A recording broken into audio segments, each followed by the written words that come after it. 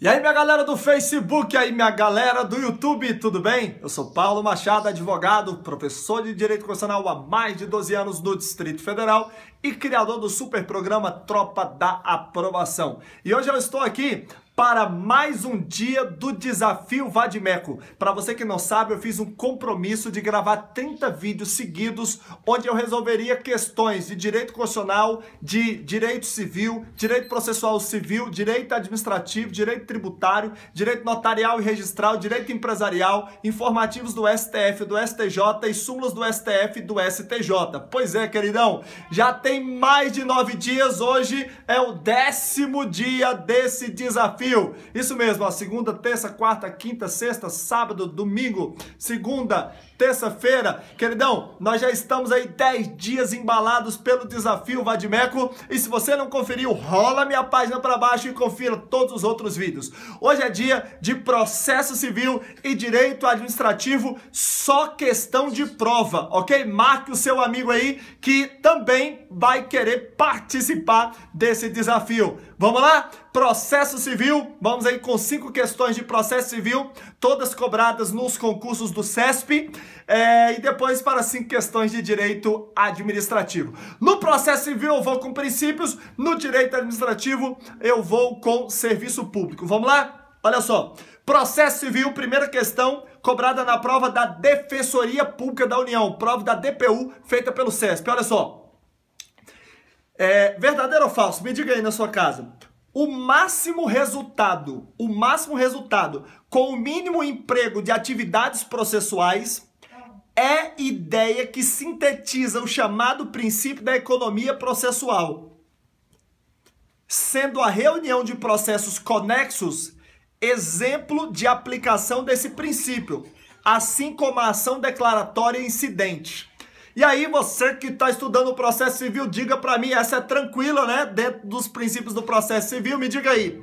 O máximo resultado com o mínimo emprego de atividades processuais é a ideia que sintetiza o conceito de princípio da economia processual, sendo a reunião de processos conexos exemplo de aplicação desse princípio. Assim como a ação declaratória incidente, verdadeiro ou falso? Verdadeiro, pessoal. Aliás, essa ideia de reunião de processos conexos como aplicação desse princípio, bom, a reunião de processos conexos também é para evitar decisões conflitantes, é uma outra coisa que nós poderíamos dizer aqui. Mas sem dúvida, pessoal, a reunião de processos, a ação incidente, serve como forma de respeito ao princípio da economia processual, que em poucas palavras quer dizer que nós vamos buscar todos os meios possíveis e imagináveis para dar uma resposta rápida que não seja contraditória e com o menor número de atos processuais possíveis. Por isso, princípio da economia processual. Beleza? A primeira já foi para a conta, vamos para a questão número 2. Questão número 2, caiu na prova de procurador do estado da Paraíba, também feita pelo CESP, ok? Prova feita pelo CESP. Se liga nessa, que tem a ver com direito constitucional, hein? O princípio da publicidade não impede que existam processos em segredo de justiça, no interesse das próprias partes. Esse sigilo é restrito a estranhos, enquanto não prejudicar o interesse público à informação. Assim, por autorização do juiz, os atos processuais podem ser investigados e conhecidos por outros, além das partes e seus advogados. E aí, me responda no conforto da sua casa, principalmente nos termos do artigo 93, inciso 9, parte final da Constituição Federal, questão verdadeira ou falsa. Galera, o princípio da publicidade não impede que exista um processo em segredo da justiça no interesse das próprias partes? Verdadeiro, lógico, tem vários processos em segredo de justiça, como por exemplo, aqueles processos que envolvam questões familiares. Perfeito? Olha só.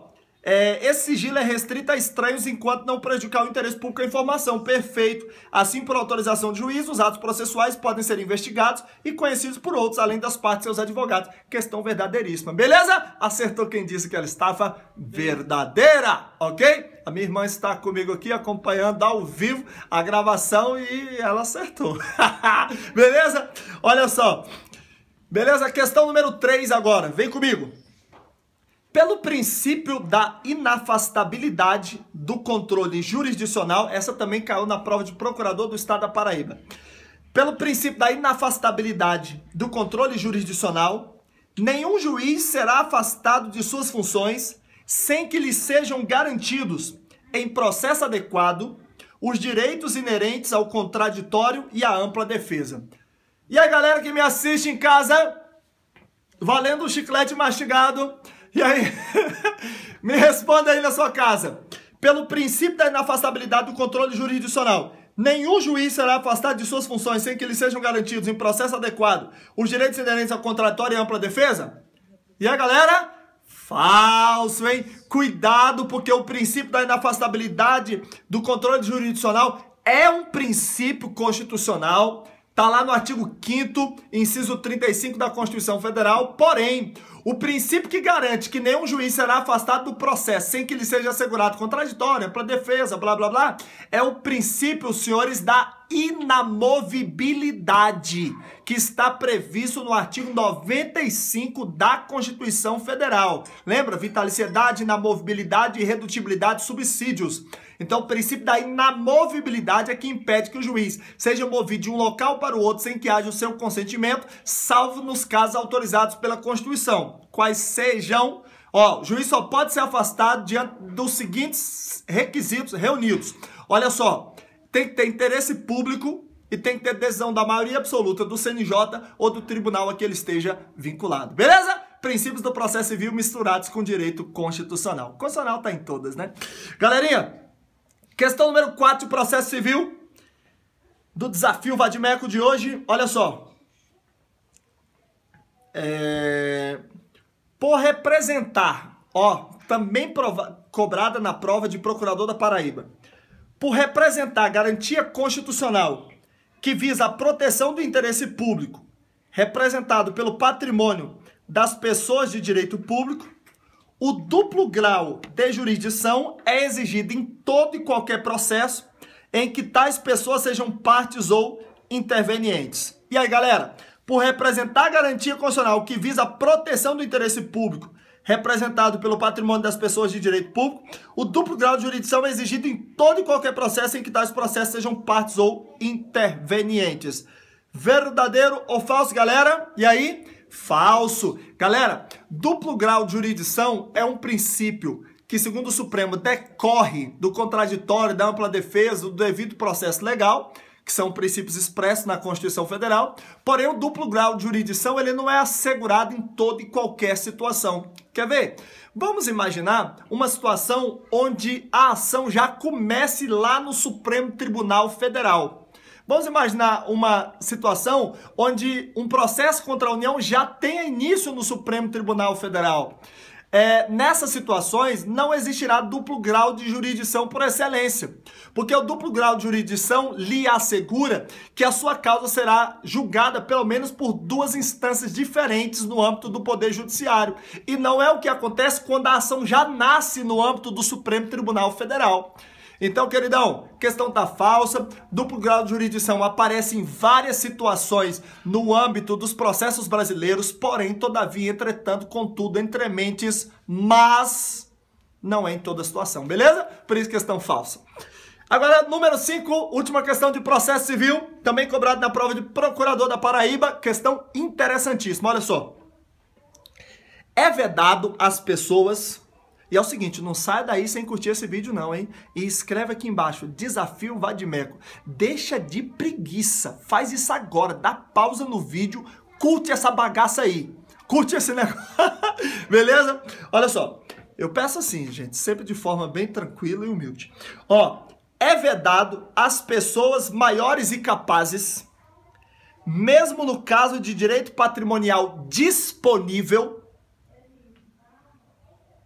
entregar a responsabilidade de solucionar eventual conflito de interesses à pessoa não integrante da estrutura do Poder Judiciário, bem como solucionar a lide por outros caminhos que não a prestação jurisdicional.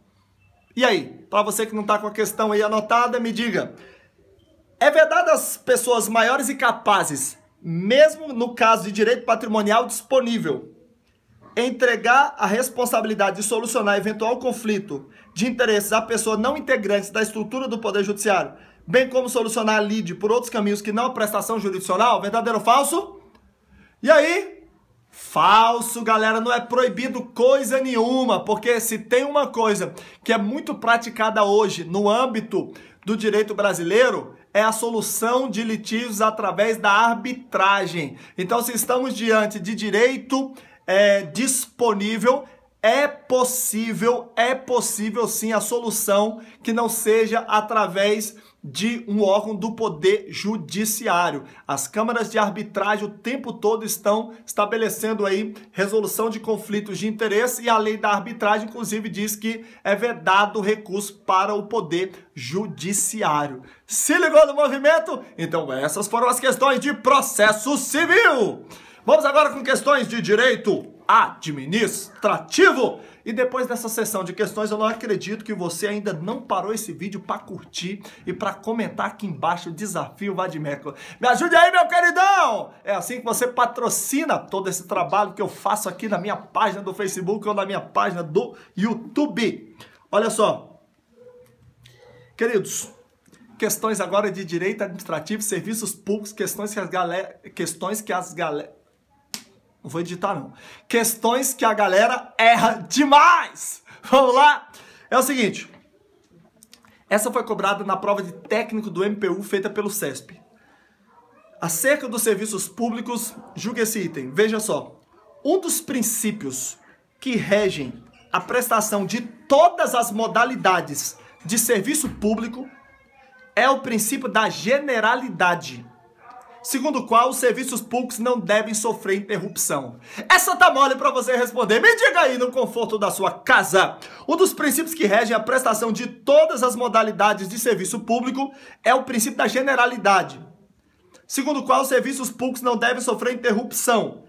E aí, galera, me diga, falso. Na verdade, esse princípio, pessoal, é o princípio da continuidade. É o princípio da continuidade que diz que os serviços públicos não devem sofrer interrupção. Nós sabemos que tem algumas exceções, mas a regra é essa, princípio da continuidade, segundo o qual os serviços públicos não devem sofrer interrupção.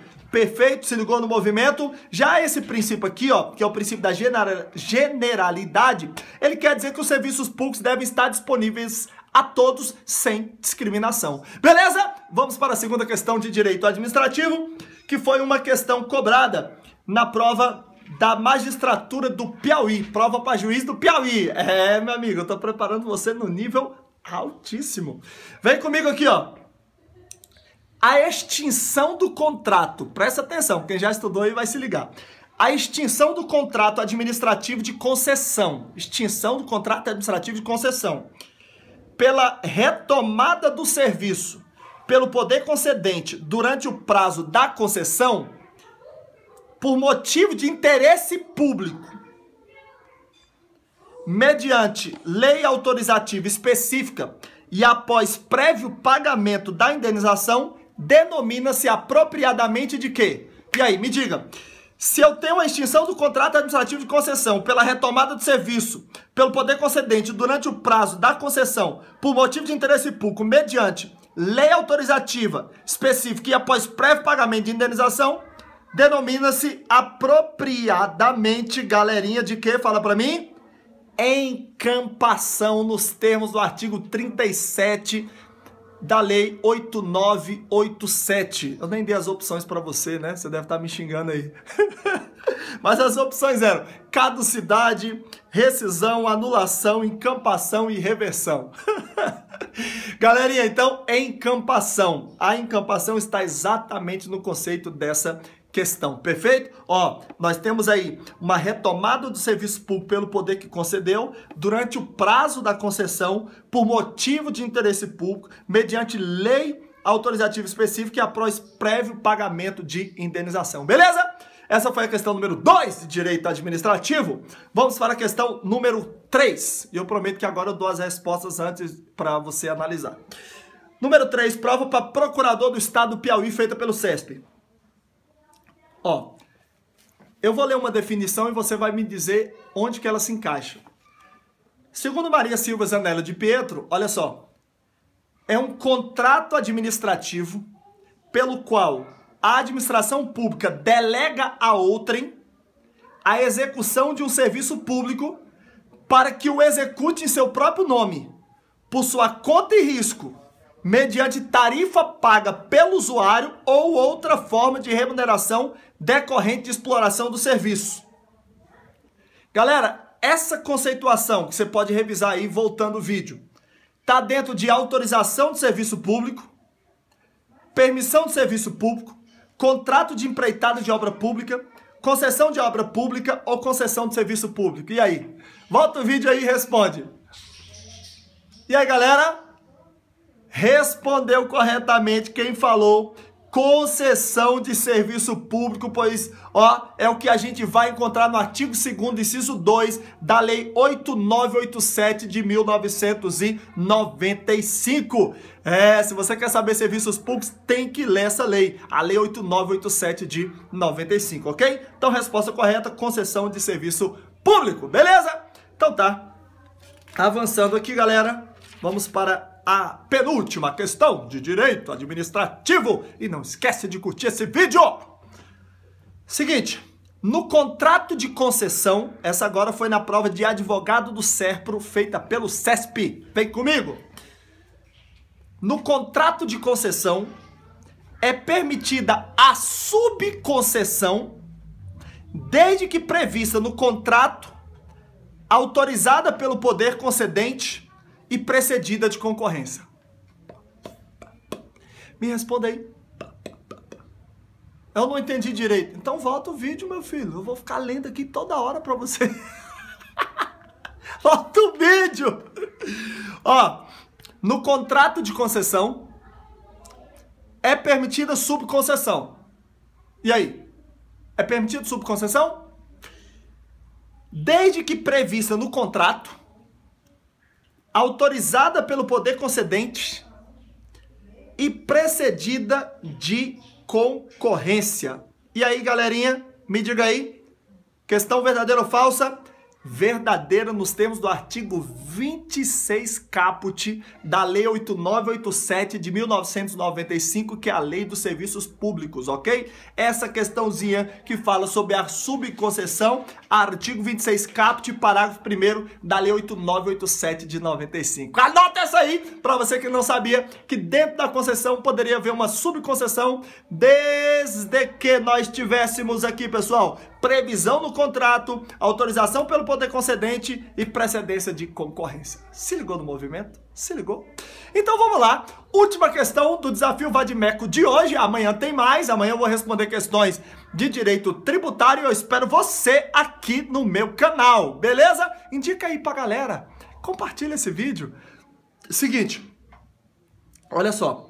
A permissão é definida legalmente, ou seja, definida na lei, como a delegação a título precário, nem é tão precário assim, para dizer a verdade, é definida legalmente, a permissão é definida legalmente como a delegação a título precário, mediante licitação da prestação de serviços públicos feita pelo poder concedente a pessoa física ou jurídica que demonstre capacidade para seu desempenho por sua conta e risco. E aí? Essa é a definição de permissão, minha galera. E aí? Sim ou não? É a definição de permissão? Perfeitamente, artigo 2º, inciso 4 da Lei 8987, que define isso aqui, pessoal, que define a permissão. Permissão é isso aí, ó. Ela é definida lá na lei como a delegação a título precário, não é tão precário assim, quem já estudou sabe disso, mediante licitação, tem que ter licitação, só que não existe necessariamente a concorrência, como acontece no caso da concessão, mediante licitação da prestação de serviço público, feita pelo poder concedente à pessoa física ou jurídica, lembrando que se fosse concessão e não permissão, se fosse concessão, só poderia ser para pessoa jurídica ou consórcio de empresas, pessoa física ou jurídica que demonstra capacidade de desempenho por sua conta e risco. A concessão também é por sua conta e risco, igual aqui na permissão. Nesse caso, existe uma similaridade.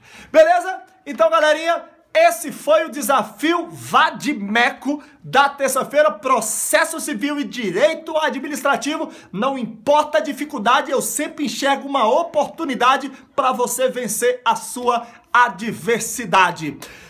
Esse, então, repito, foi mais um Desafio Vadimeco. Não saia daí sem curtir, sem inscrever aqui embaixo. Desafio Vadimeco. Beijo no coração, tamo junto, eu espero você amanhã. É nóis!